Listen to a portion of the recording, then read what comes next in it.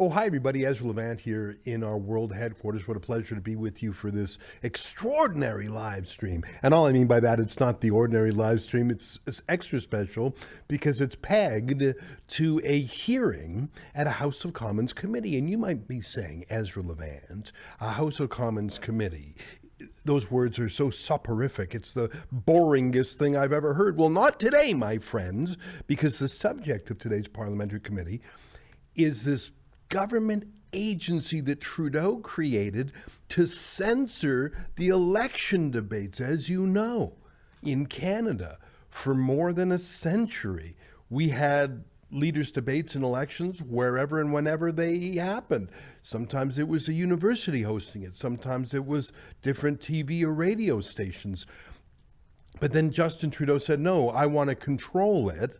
I'm going to nationalize leaders' debates and force them to happen through my own agency that I appoint my friends to. And when I say friends, I literally mean friends. For example, one of the Kielburgers, weirdly, was given a patronage position on this board. Like, it was people who had nothing to do with anything, but even if they did, why are we giving government control to the leaders' debates? Well, it was quickly apparent why. It was to keep out Rebel News and other independent journalists. Right off the get-go, they banned us from the first one. We had to rush to federal court to get an emergency hearing, and the court ordered them to accredit us and our friends from True North. That was in 2019. Well, 2 years later, Oh, you know what? I think we're about to start. I'm going to hush now. Let's watch Michelle Cormier, the head of this monstrous election committee. Let's take a listen.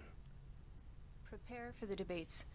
The additional $739,000 is for salary and for operational costs. Cost effectiveness continues to be a driving principle of the Commission. We have succeeded in reducing the costs of the debates in 2025. They amounted to just below $1.1 million, substantially less than the 2019 and 2021 debates, and well below the $1.8 million production budget ceiling. Most of the work of the Secretariat is done remotely, including meetings with stakeholders and its advisory board in order to reduce travel expenses. L'élection d'un troisième gouvernement minoritaire consécutif. A third minority government election forces the Commission to be ready to organize debates as soon as the next election is called. We need to prepare new contracts and work on communications with security agencies and prepare for the debate. We also work with the university teams, and we seek to improve the quality of debates. Last December, we are constantly working to improve the debates. In 2025, the Commission adopted a simple format with only one moderator instead of the traditional panel of journalists. The results were telling. Leaders had more time to exchange views, and voters were better served in gaining information crucial to their choice at the ballot box. Reviews and ratings were also up. A record 19.4 million people tuned in to the debate. Afin de régler des enjeux relatifs au débat de 2025, in order to prepare for 2025, after 2025, the Commission is proposing some recommendation and is included in the report.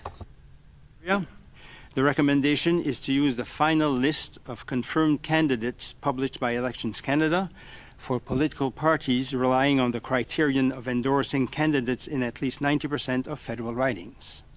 As for media accreditation, the Commission recommends continuing to provide on-site accreditation, but to no longer be responsible for the leaders' press conferences that have traditionally taken place after They're canceling those press conferences because they want to keep Rebel News out. In closing, let me return to the $3 million we are seeking for 26-27. $3 million. Again, that to is the host planned debate. spending if there is an election in that period. Otherwise, our projected operating budget for the year will be $739,000.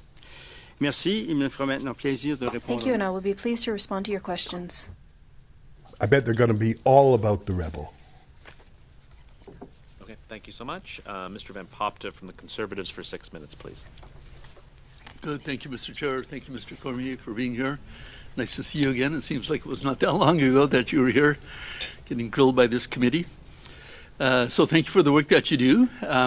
Just so that I'm clear on this, you're saying that you're seeking, I think it's $3.5 million. $3.5 million roughly. Sorry, I don't have the exact number, but $3 million this year. It's $3 million. Then if there's no election, yeah, in the next fiscal year, your expenditure will only be $739,000. That's right. Okay, so what happened in the year that is almost past now? I understand we're at the end of our fiscal year. There was no election, or there was one in April 2025. Was that within this fiscal year? Well, yes, 25. And here's my question: have you spent all the money that was budgeted for you? No, actually, we. Over the 4-year cycle of the last election, we spend about 4.3 or 4.4. We were waiting for the. Why do we need to spend millions of tax dollars 5.5 to have a debate that was being done for free by universities or media companies at the end of this fiscal year? So this is the way it's been the way for the first 3 cycles. We don't spend the whole allotted money over 4 years, never. Okay. So now you're saying that the expenditures have been dropping over the last couple of years. To what do you credit that? Well, we have reduced the staffing. So we are two employees of the commission now. I work part-time. We have a full-time administrator who deals with contracts and reporting, financial reporting to the government, and all these issues that do take a lot of work. And then we hire, contract employees on a need basis for special projects, whether it's communications, whether it's to develop, the production criteria for the next debates. So, we're mindful about that.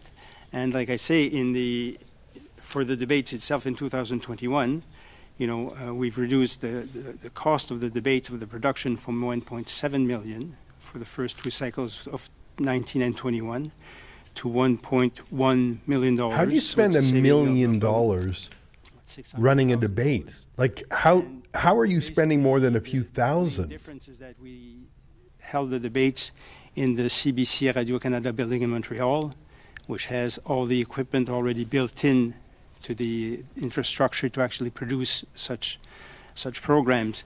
Before, the first two debates were held at the National Museum of History in Ottawa, which of course you have travel costs for the teams who come here. You have to build a set. You also have to rent equipment, production equipment, to actually broadcast the debates. So we've managed to actually save a lot. Why is the government doing any of this? Why don't we let media facility companies run the And we've debates? also tightened up the translation costs for the debates. We offer the debates in 13 different languages, including 5 indigenous languages. So that takes a lot of interpretation. So we managed to bring those costs down by a good number, I think. So this explains why the full amount also is not being used for the full political cycle. Good, thank you. I want to return to something that came up for discussion the last time you were here, and you made mention of it, and that is the post-debate media scrum, which I think a lot of Canadians would agree with this statement that that's the best part. Yeah. And now, and it became Depends for who. Well, for the maybe not for the participants, but certainly for Canadians tuning in, right, because that's when they really see the rough and tumble of the media and how the prospective leaders Although ratings are stand up not to that scrutiny. But now you're cancelling it altogether, I understand. Why Yeah, would you well, do that? we Seems a bit defeatist. it's a recommendation for the next commissioner at this point. It's not official policy now. And yes, we are recommending that the commission not organize scrums because we're in a media environment where you have a lot of different media actors that don't fit into neat categories, and that has caused some tension and confusion in the accreditation process and the scrums afterward, in the management of the scrums. Just so I have clarity on this, you're saying that you don't want to manage the scrum. Does that mean that there will be no scrum, or will it still go ahead? We will not organize the scrum. If the parties want to actually scrum after the debates, they're free to do it. Our position is that the campaign begins again after the debates are over. So $3 million, Then it would be the responsibility and they for can't the have a scrum because it's confusing campaigns with to these actually new organize journalists. that. We feel that's the best solution for to make sure that the attention is also on the debates and not on other peripheral issues. Peripheral issues. And it's not in the mandate of the commission to do so. So just to interrupt you, the scrum isn't peripheral issues. Those are the issues that the media think are important. And well, like I say, I think they're all they are important issues, but I think the commission is in a position where it's difficult to actually assure that there's an environment that actually goes well for everybody in that case. Goes well for everybody? What does that mean? So we've made that recommendation, and we'll see whether the next commissioner agrees with it or not. What does that even mean? Thank you Goes so well for everybody. much. We'll turn now to Mr. Wilkinson for 6 minutes, please.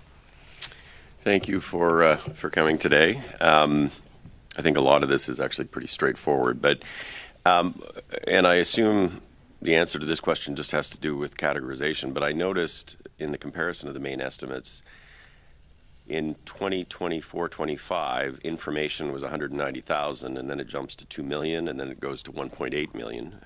Professional services is at 2.5 million, then it goes to 750,000, and then 535,000. So can you just explain those numbers to me in terms of why they're changing so much? No, because when there's an election year, that's when most of the money is spent. Otherwise, the operating budget is around 700,000 for all those years. 22-23, for example, was 699. No, I understand the total in terms of spending, but in terms of what's allocated in the main estimates, it's 3.5 million, 3.5 million, and 3 million. And yet the way in which they're categorized is very, very different, as I say. Well, information, 1.8, that's the debates. That's the cost of producing the debates. Okay, so why would professional and special services go from 2.5 million in 24-25 to 750,000 in 25-26? Well, because we have to hire additional staff for the debates, to run the press room, and to manage some relationships with some stakeholders. That's the difference. And we also, the commission staff also works full time during that period. Once the election is called, to prepare for the debates, so that increases the professional services and costs. And there are miscellaneous stuff like to actually print the press passes for the journalists and mundane stuff like that. But that it's tagged on to the costs of the debate. Okay,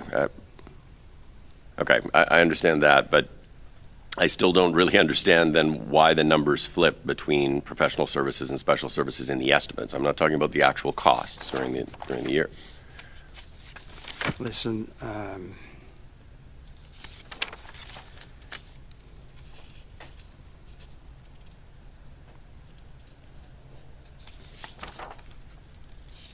I can check that and get back to you. Okay. It's kind of granular for me right now. So you said that in terms of staff in years when there's not an election, it's just 1.5. It's basically one person and part-time. Yeah, and plus on a needs basis, Right. We do hire.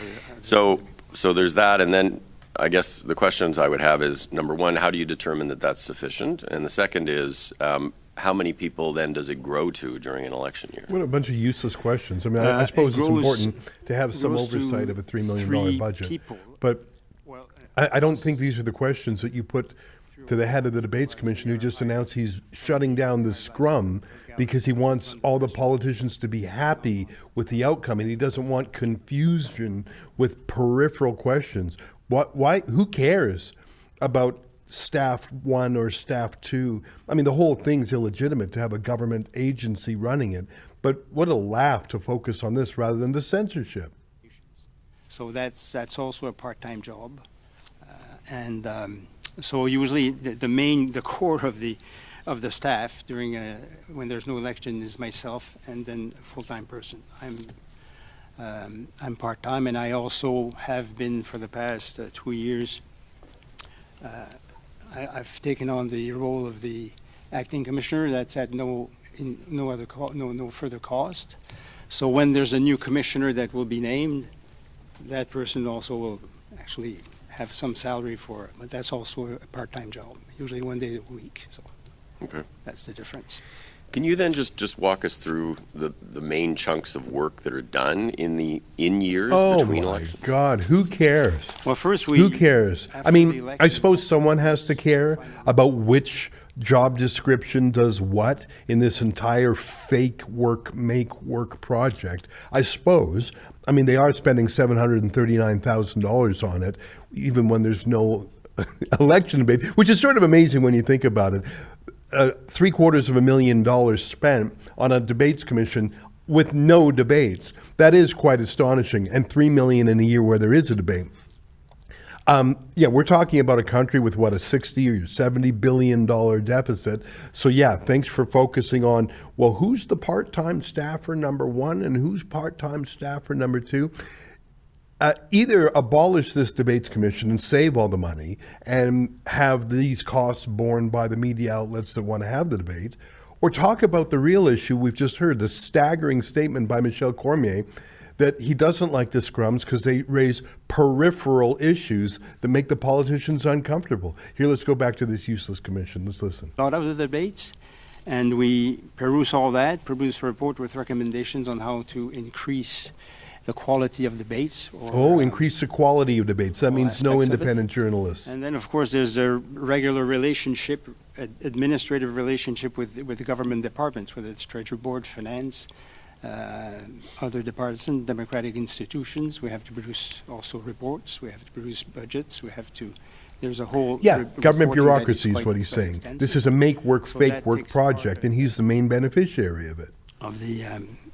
Of the work, and we have to be also mindful of developments in terms of the democratic environment. You know, for example, what are the security concerns in terms of cybersecurity for the next election with the development of artificial intelligence? What? That is a very present problem that we have to address. Someone told him to mention And then, AI. of It's got nothing to do with anything, but he was told to mention it. On our, in this case, recommendations or conclusions. Do we have to make changes to the participation criteria? What? Do we have to make changes to other policy aspects like the like press accreditation? Mm-hmm. And on that question, as we say, we do consult extensively with people, not just here but abroad, to see what are the best practices elsewhere also. Thank So you that's so kind of the much. gist of it. Madame Normandin, 6 minutes, s'il vous plaît. Merci beaucoup. Merci, Monsieur Cormier. Thank you very much. Thank you, Mr. Cormier, for being with us again today. Just to be clear, in your recommendations, there's one that states that the Commission will no longer be organizing media scrums, but if I understood correctly, you would like for the Commission to continue accrediting journalists. Yes, we will. That raises a few questions. There had been issues with the media scrum last time because 5 journalists from Rebel News had been accredited, and that raised security concerns. And so I have a Security question. concerns, you weird liar. Is this not a way of shifting blame if you're responsible for journalist accreditations, and if there are 5 or 6 from Rebel News who are accredited, well then, if they want to participate in a press conference organized by somebody else with different accreditation criteria, that will lead to issues.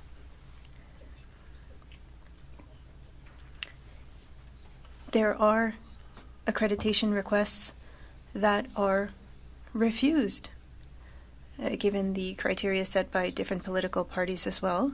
So this raises an issue that goes beyond the Commission. What or who makes up a journalist? Some have told us that we don't have the authority to decide, and so we have a very large definition of a journalist, and we include different models of journalism. But during the last election, it created a problematic environment for a lot of journalists, and it also raised issues with press conferences that were counterproductive. Counterproductive? They were not productive for anyone. Really? Who decides that? How do you decide that? So we, Because there were questions the and politicians I was a didn't journalist like? for a large part of my career, so we did not do this happily. It's not because we don't want journalists to have access to the leaders. They'll have better quality access to the leaders if the different parties' campaigns are responsible for these scrums, or they can choose to accredit the journalists that they would like to see.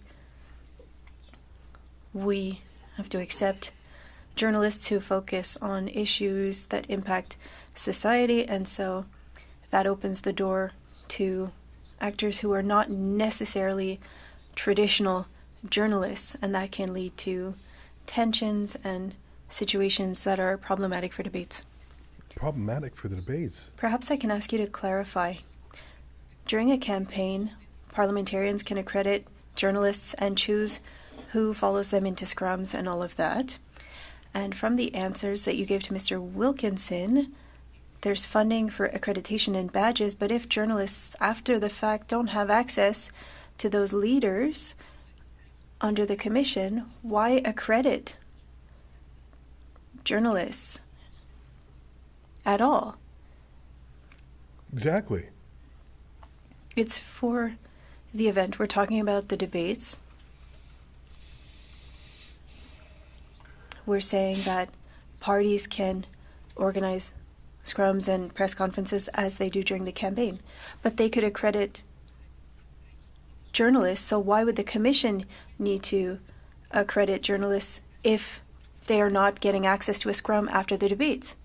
A lot of journalists don't follow the campaign but would want to follow the debates. We had 60 organizations last time, media organizations, including 200 journalists. So there's a lot of interest in participating in the debates.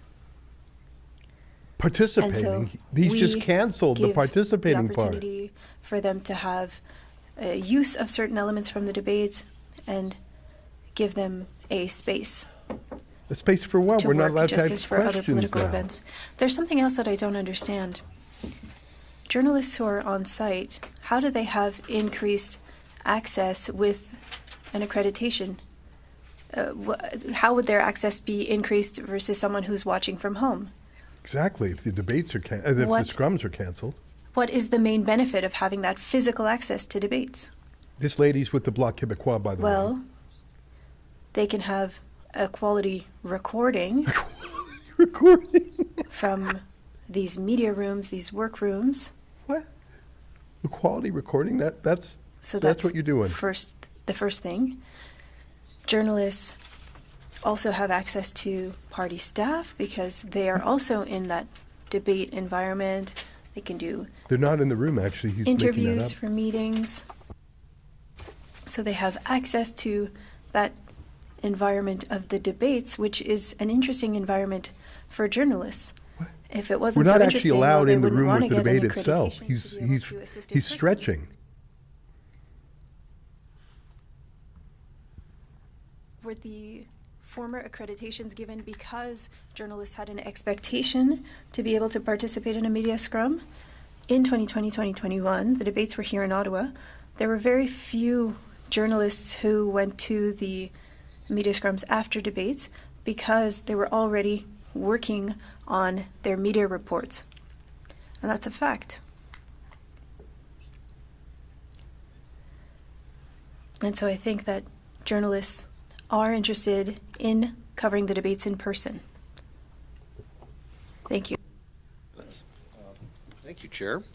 Good to see you again, Mr. Cormier. Questions, I want to follow up a bit more on this accreditation, but I just want to get through something with the budget. Mr. Wilkinson asked some fairly solid questions on this. You've got an operating budget in a non-election year that appears to be, over time, around that $700,000+. And you said it was for you have two people working. And does that include yourself, sir, in that number? Yes, it does. Yeah. Yes, it does. Oh, okay, I'm sorry. so that's you. And in the previous testimony, when you were here in December, you said you only work a couple days a week. Yeah. And of course, the salary reflects the fact that you work a 0.4 or whatever that happens to be. The other person that works is a full-time equivalent. Is that correct? Yes. Okay, and so that leaves a significant amount of money, roughly, I'm guessing around $500,000, for other contracts as you've described them, to do what? To produce reports, could you just give us a brief summary of what exactly it is that you have to provide, or by law, or are these reports to Treasury Board? What is it exactly that the other $500,000 is paying for? Well, the government charges us between $150,000 and $195,000 a year for actually those accounting services. So that's a big chunk of it. And then we also have legal You pay costs. $200,000 a year for accounting services for an expenditure of $700,000? For the interaction between us and the different departments, in an election year, which is more intense, we We had to give the government money, $195,000. I think that was the upper echelon. Usually it's around $150,000 that we pay the government to actually have work done on the accounting side. We interact with a number of agencies and departments. So this is the government paying other government agencies with, this just sounds like a shell game of money to me, but I'm not here to criticize you. I'm guessing this is how government works. In the time that I have left, it seems odd to me, but in the time that I have left, I do want to move over to this debate commission. And you talked about peripheral issues in a response, I think to Mr. Van Popta's. I got the sense when you answered that question that the provincial issues, you didn't want the debate commission to be the issue and the handling of the accreditation of media to be the issue. You wanted to focus it on the debates. Yes. Did I interpret that answer correctly? That's true. Well, what we do, we will do the accreditation of the media. So how many people are typically asking from a particular media outlet? I would assume a larger media outlet would want to have accredited numerous people, where smaller outlets would only ask for, what is typical? Because like you said, some journalists are going to go immediately and try and go to press. Others would stick around and want to ask questions for further and follow-up stories. What's a typical number of people from a press or a media outlet that would apply for accreditation? Well, if it's a major newspaper, it'll be maybe one or two. If it's a major network like CTV, Radio-Canada, Global, it can be up to 20 people, because they have technicians, they have all kinds. Some have reporters, they have different services, they have radio reporters. Are the interpreters that you hire, are they on site for the debate, or are they doing this virtually? No, they do that remotely. They do it virtually. Yeah, so okay. they're not part of that. But every, it depends. Like the big networks who file for. What's the point of these questions? This is Blaine Calkins, a Conservative MP. Why is he asking these questions? How about asking about freedom of speech and the obvious goal here of censoring independent journalists? They can't do that job with one or two persons. Is there a public audience at the debate? No. I don't see what's behind the camera, the other direction. I only see what the camera's No, pointing at. we did have an audience, the first debate in 2019, but we didn't have an audience in the last two debates. Okay. And that's also partly to save money, because to manage it, So the audience basically then, Mr. Cormier, if I may, is basically the press who are accredited to be there. Is that correct? yes, and the 19 million people who actually watch. No, but they're not debates. there. I'm talking about people who are Yes. physically there. It's Yes, I mean, basically just Yes, and your that staff, was- yes, and the that- leaders, and the political staff with the leaders, and the press. That's who's in the room. They were not in the The room. technical people delivering, that's it. We're not in That's the right. room. Plus, you have networks who organize studios to broadcast live from the debate venue, which are not in the press room, but close to the press room. And that. You're okay, over time. Thank you. Thank you, Chair. Mr. He didn't Lewis, ask a single 5 minutes, important please. question. That was embarrassing. Thank you, Chair. Thanks, Mr. Cormier, for appearing once again before this committee today. Our review of the main estimates, it's an important opportunity for parliamentarians to examine how public resources are being used to support informed democratic participation, and we know that leaders' debates play a key role in helping Canadians understand party platforms and make informed voting decisions. You mentioned that there's a definite distinction between an election year and an off-election years. You kind of reduce staff, reduce costs. When you mentioned when an election is called, you referred to it as hiring special projects. You have to expand quickly. How fast can you expand? How fast can you bring that team up to speed on average, traditionally? Well, quite quickly. I mean, we have people identified to actually, come on board when it's needed. But some of the contract we do in preparation for an election is not just done, when the election starts. It's prior to that. All the technical aspects, for example, of dealing with security, the different security agencies, whether it's physical security or cyber security, which changes, every cycle because there's a lot of evolution technologically. We have people who start doing this months before the expected election. And this is one example. Even in off-election years, you're still keeping those channels open? In a minority government situation, it's kind of dicey because you have to try to anticipate. And, so we have to be election ready all the time in a sense. But then, when there is when there is, an obvious move towards an election, then we actually ramp up quickly for the immediate tasks of delivering the debates. But otherwise, for the planning phases, for example, in terms of the technical aspects of the production of the debates and whether they change and, the contract that you have to sign with the providers, that's done, in the year before or months before the expected election. Great. Okay, thank you. You mentioned production facilities, and I believe in the opening statement you said it was a cost savings by having the debate inside a production facility that had all the equipment needed. I believe it was CBC you mentioned. How much notice do they need, or how much notice would they like? Would you consider doing that again as a cost reduction factor? Yes, we are.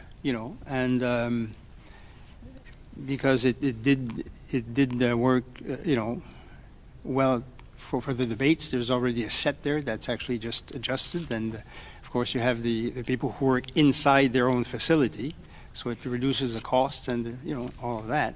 But at the same time, we know that it's also demanding a lot of the political parties and even of the journalists who follow the debate, the election, because it would be easier and more convenient for everybody to be in Ottawa, where actually you can take a pause during the campaign and be at your offices or homes, or especially for the leaders who actually prepare for the debates. We bring everybody to Montreal, and everybody's in hotel rooms and different temporary offices. That's not optimal, but we think that the money that we save by doing this justifies that, and we've talked to this about this to the parties, and they agree that it's a well worth effort to actually reduce costs. And so it's basically weighing the pros and cons Totally, and yeah. seeing. Okay, that's appreciated. Your mandate is to organize two leaders' debates, one in each official language. And that ensures broad, accessible, high-quality broadcasts, and that maintains the debate's integrity. In your opening statement, I believe you mentioned there were other languages that the debate was translated into.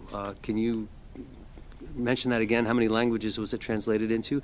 And does that number change from election to election? And if so, what is the criteria for choosing a language that a debate will be also translated to? Well, the criteria is to actually reach communities that, because of language, may be not as keen to watch the debates in French or in English.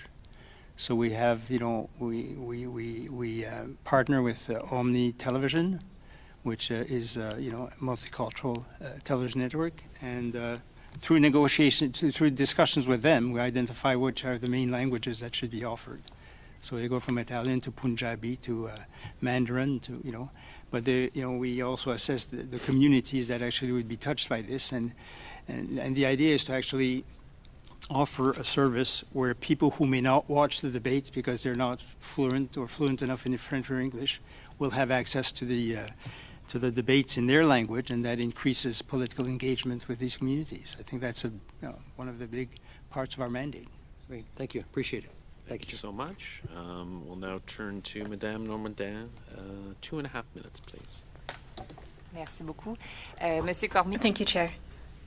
Mr. Cormier, you were here on December 4th, if I remember correctly, and we asked you a question at that time regarding what you do on a daily basis. I would like for you to specify, since December 4th, can you tell me what you've worked on?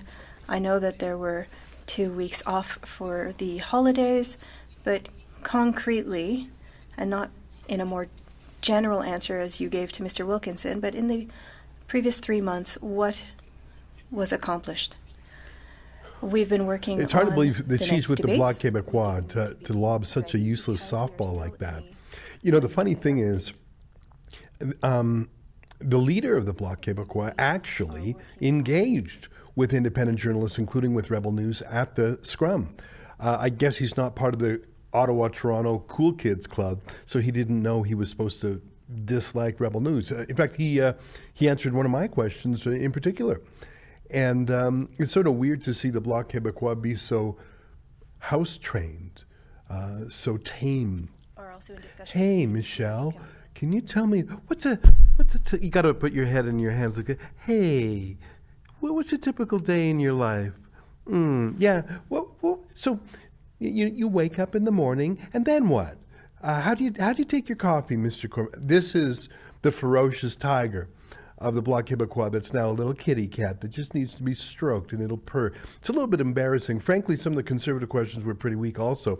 Taco Van Popta, one of the conservative MPs, did make some good points about those peripheral questions in the scrum being the important ones, but his colleague, Blaine Calkins, didn't go there. He was asking questions that, you've got the big boss here and you're saying, well, who is in the room and what, where are the translators? Who cares? Who's writing these questions?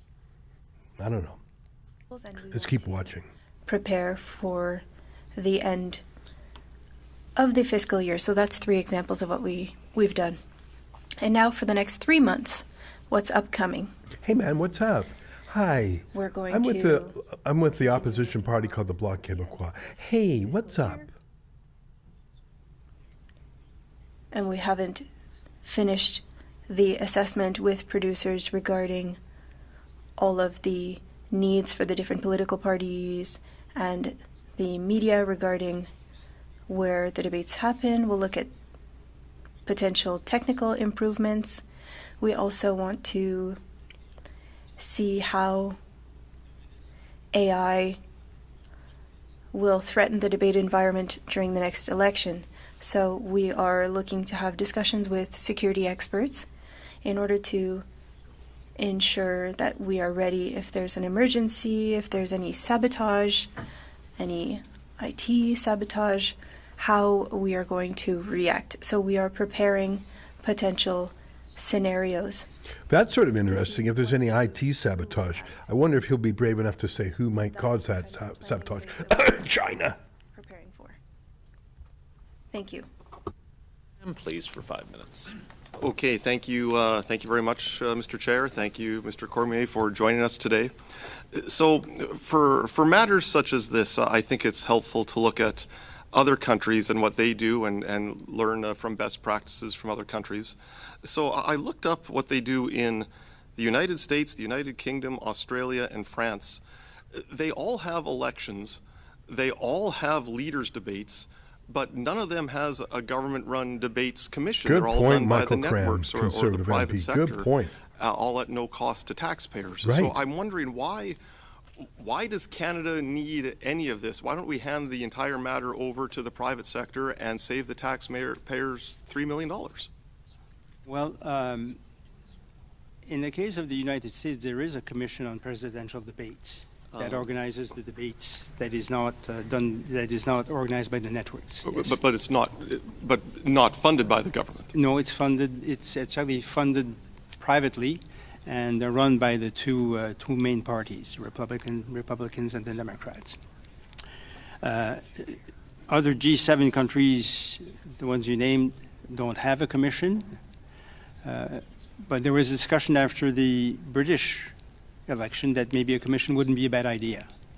And it was also considered in Australia. So that's always a project that's there. Mexico has a commission, a full-time commission, to run debates. There are other, smaller countries who do that. But, like I said, maybe you should take that question up with the minister. I mean, I was hired to do the job. I do the job. And I can't opine on whether this is... It's a good point. He was appointed by the Liberal politicians. He didn't create his own job.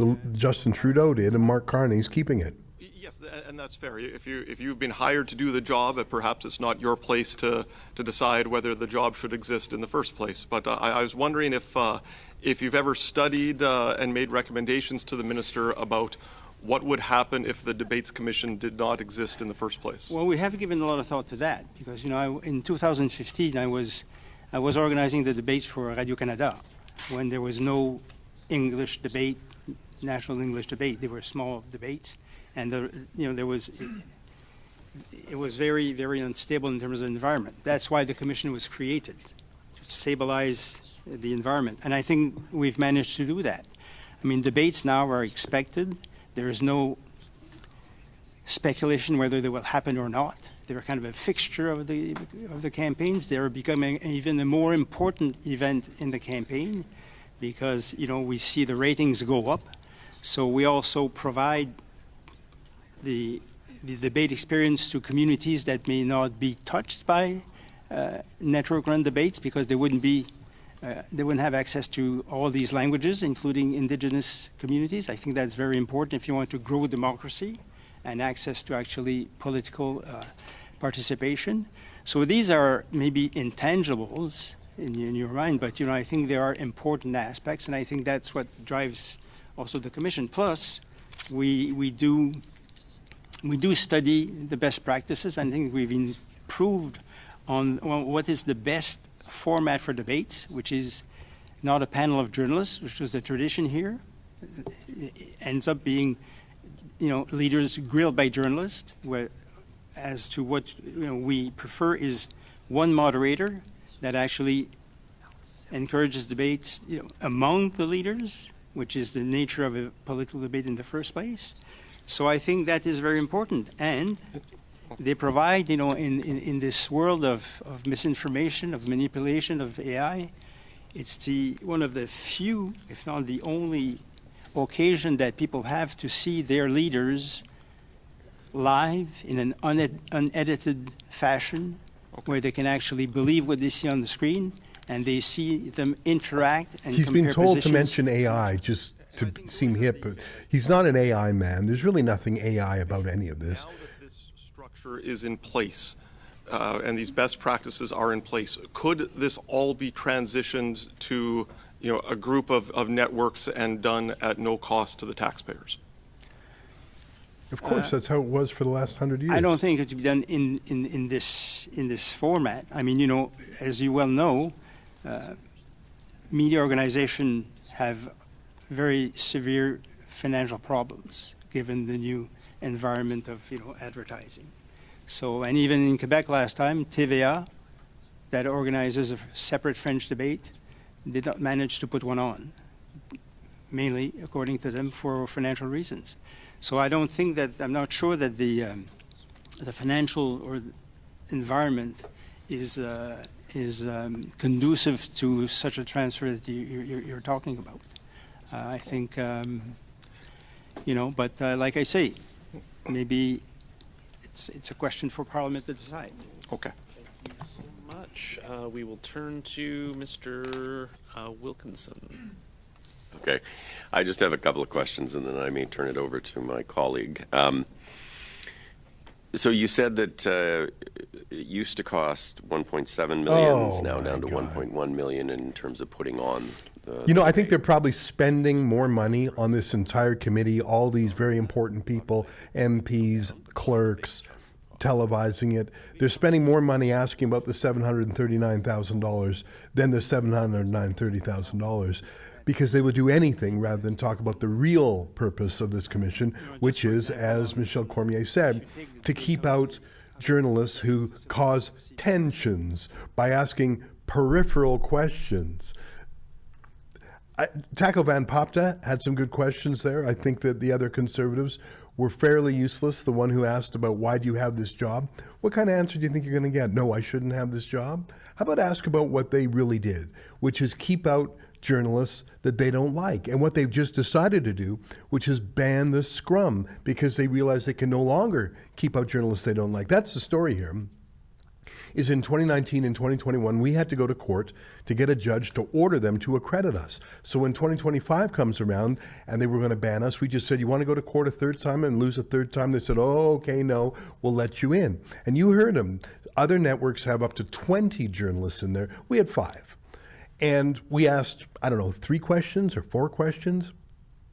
And that caused tensions because we were asking about peripheral issues. So they've decided to shut down the entire Q&A. And when he was asked, well, what's the value of attending then? Oh, you can get really good video clips and there's a workspace. Just unbelievable, not fit for purpose, shut it down. But it won't be shut down because you see canceling that scrum is actually the only reason that $739,000 a year or $3 million during election years is being spent. Here, let's listen if there's any better questions, which I doubt. I want to sort of flip what Mr. Cram was talking to you about a little bit on its head, which is we did have a period of time where we didn't have this organization. Yeah, every and now election we've had in it, Canadian history for until a 2021. number of elections. 2019. If it wasn't in place, if we didn't have the LDC in place, what are the most important things we would lose? Oh my God. Well, I think you would lose the certainty of a debate. Oh, there would be no debate. And people in our surveys, show that they want a debate. They expect, So there would be no debate. and they expect leaders to. There's been a debate be at every the election in debates. history, And but they if we don't have the put government debate, there would be no debate. This is in the upper 80, 90% of public opinion. So I think you would lose the stability and the predictability of having a debate. Often, or before, half the campaign was about the issues about the debates was whether there would be debates or not.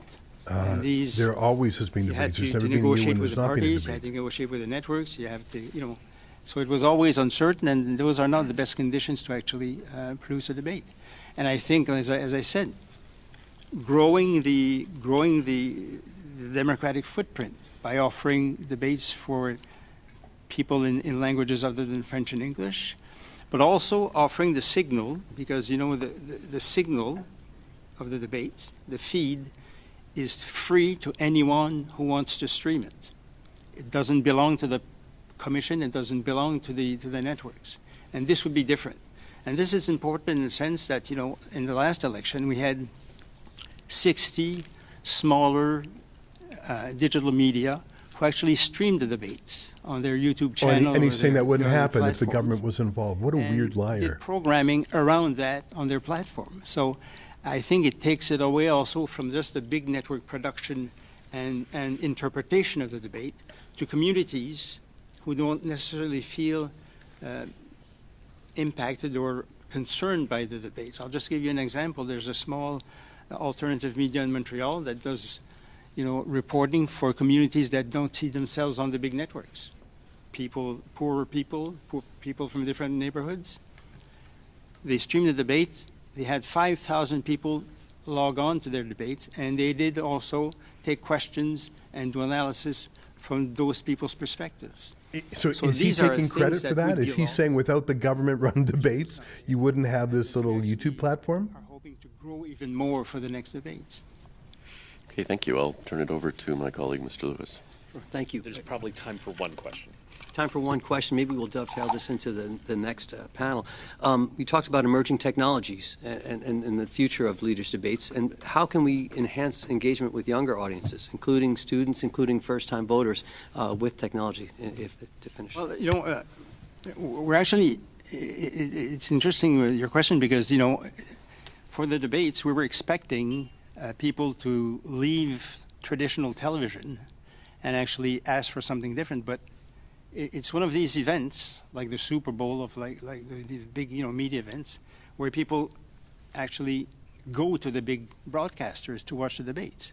That has continued. We were expecting a. So he just made the case for shutting down the government then. towards If they go to new, the big different broadcasters, media since the dawn of media, you had these coalitions of media companies doing it, why do you need the government then? He just made the case for getting the government out of it. Research to make sure we understand when this is going to change in a sense. But like I say, the fact that, for example, now we partner with some of these new media who are actually who cater to different audiences and more younger audiences is a way to do that.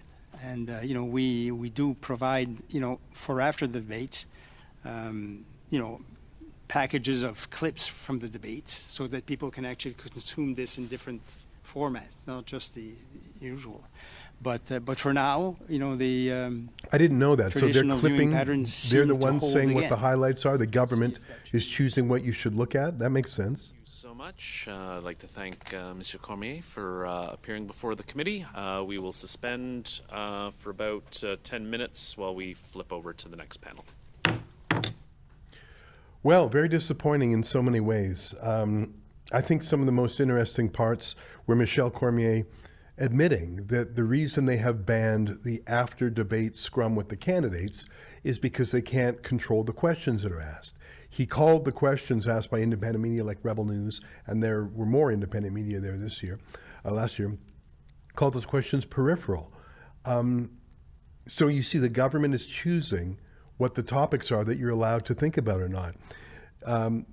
It was interesting that he said some regime journalists have as many as 20 different journalists accredited for this event, when there was all sorts of squawking about the fact that Rebel News had 5 journalists accredited, which is a fraction of what the large, I mean, the CBC probably had 100 people there, let's be honest. The questioning by almost all the MPs was useless. I was embarrassed for the Bloc Québécois, who you would think would be supportive of alternative or dissident voices. No. They actually had needs. I mean, I'm sure that MP had no idea what she was talking about, where she implied that Rebel News was somehow to blame. Yeah, to blame for asking questions. Let me show you one of the questions that Drea Humphrey asked of Jagmeet Singh. If you don't remember who Jagmeet Singh is, don't worry, no one else does. Most people didn't remember him when he was actually still the NDP leader, but it was an excellent question that an enormous number of Canadians care about. And Jagmeet Singh said, basically, no, I'm not going to answer that. And then the CBC came into white knight for Jagmeet Singh, saying that Drea was a liar. Here, I want to play for you Drea's question, which you'll see is an excellent question, but this is what Michelle Cormier and the cool kids say. No, this is a peripheral question. And then I want to show you the freak out by the CBC. Here's Drea Humphrey. Take a look. Hello, Mr. Singh. Drea Humphrey with Rebel News. Your party takes great pride in standing against hate such as white supremacy, Islamophobia, and online... Sorry, I didn't get your outlet. Drea Humphrey with Rebel News. Okay. Your party... You know where I'm going to go with this, though, right? Can I speak? Yeah, you can. I'm just going to say you know where I'm going to go with it, though. Your party takes pride in standing against hate such as white supremacy, Islamophobia, and online hate speech. Yet you stay silent about ongoing attacks against Christians, even after Conservative MP Jamil Javani's order paper question revealed that over 200 churches have been targeted by arson and vandalism since claims of remains being discovered at former residential schools swept the nation in 2021. These claims have been disproven by bands that excavated and remain unproven by those that have not. Will you condemn the rise in acts of hate against Christians today and explain what your party will do moving forward to keep Christians safe from hate in Canada? Again, thank you, but I'm not going to respond to an organization that promotes misinformation and disinformation like Rebel News, so no, I'm not going to respond to your question. So that answer was appalling. I mean, Jagmeet Singh is not the sharpest knife in the drawer, and he didn't know how to answer the question, so just saying, oh, that's misinformation, I'm not going to talk to you, is his way out of answering a good question. You couldn't hear it there because the mic didn't pick it up. Other journalists started screaming or hollering or heckling at Dre. I was right there. I heard the heckling. It was outrageous. This was one of those peripheral questions that you're not allowed to ask. Let me show you. So gross. The CBC was watching this too, and they just couldn't stand the fact that Drea asked a question that they didn't approve of. Here, take a quick look at Rosemary Barton and the other gross liberals who pretend to be journalists at the CBC. Take a look. Okay, so that was NDP leader Jagmeet Singh. Up next will be Conservative leader Pierre Poilievre. But I think we have to sort of address the elephant in the room. How are these people chosen to answer these questions? And I don't know if either one of you have an answer for that, but I think there will be people at home saying, some of these seem like odd questions, some of them aren't getting answered. How come we've heard so often from this one particular outlet? Any idea what's going on there? There's 3 right-wing, very right-wing media, we can call them media, websites that are present in there. They get in line to ask a question like anybody else. Their accreditation has been approved by the Commission of Debates, and so they get the right to stand in line and ask a question that they choose to ask. In this case, you saw Mr. Singh, and this has been his position for some time, to refuse to answer questions. Rebel News in particular traffics in misinformation, facts, lack of facts, and as you heard in that question, which was woven with some truth and some things that weren't true. Yes, there have been burnings of Christian Catholic churches. Yes, there have been remains of Indigenous children found in various places around the country, which she misrepresented. We'll see if Mr. Poilievre gets any questions from right-wing organizations. I would suspect no. Well, first of all, I personally asked a question to Pierre Paul, Sheila Gunn Reid did. So Rosemary Barton is a foolish liar. But second of all, she got it wrong, and she actually the CBC had to post a correction. Drea Humphrey had her facts right. That Rosemary Barton was a wicked liar. But what's so incredible to me is you can see, like 365 days a year, the regime media have access to the regime. That's why they're called the regime media. The CBC is literally the state broadcaster. So 365 days a year, they lob softballs at the Liberals, and they get sort of their talking points from the Liberals. The one day every 4 years where other journalists can ask a question, they just can't stand it. They can't stand. And by the way, Jagmeet Singh took the question and he answered it in whatever way he wanted to. I think Jagmeet Singh looked stupid, which he sort of is, I think. But that wasn't good enough. Rosemary Barton had to come in and white knight for him and save him from the misinformation. It's so gross, but I think Drea did a great job. And we went to court in 2009 and we won when they refused to accredit us. So they changed how they did it, and they refused to accredit us again in 2020. 2019 was the first time they banned us. We won in court. 2021, they tried to ban us again. We went to court and won again. So twice in a row, the Federal Court of Canada said you can't keep Rebel News out just because you don't like them. And they couldn't find a way to keep Rebel out, but not others. We're too political? Yeah, what do you think the CBC and the Toronto Star are? We have too many reporters there? No, you just heard there's 20 for the CTV. We had 5. So they really, well, what else could they possibly say? We're Canadian, we cover the news, we have a large and growing viewership. They couldn't find a principle, a rationale, a rule to keep us out that also wouldn't keep the regime out. So twice in a row, the federal court says, no, you got to let Rebel News in. So in 2025, last year, in the last election, we applied. And that Michel Cormier, who we were showing earlier, he correctly knew that if we had to take him to court a third time, that they would lose. And by the way, if judge number 1 says you're wrong, you're violating their constitutional rights, and judge number 2 says you're wrong, you're violating their constitutional rights, and you do it a third time, you know, I have an imagination, but I cannot imagine what a third judge would do if a government agency twice broke the law and came back a third time and had to be hauled into court. Hell hath no fury like a federal court that has been spurned 3 times.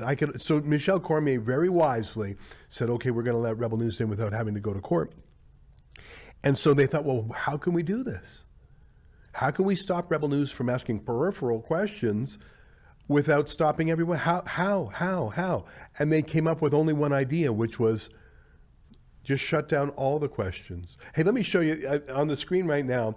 A weird thing happened. I was there, and then I walked in, and all the other journalists were so excited that it turned into a little scrum. Can you play that? Can you go back in time 60 seconds and play this with the sound up? There was a funny moment. I gave a bit of a speech because everyone started swarming me. Take a look.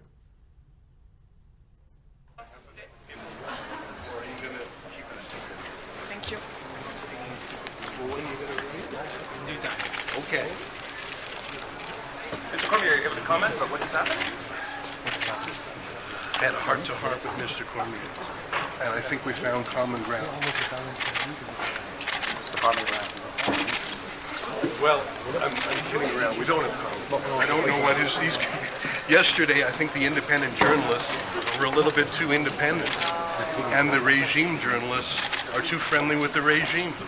And I've seen a full court press by regime journalists over the last 24 hours to bring in limits to what independent journalists can do. You mean third-party advertisers, Ezra? Can you talk about the $180,000 we're spending to do advertising voter contact, both through For Canada and into Rebel News Network Limited? See, you're wrong on that, and that's what concerns me, is that For Canada is a different group that was registered.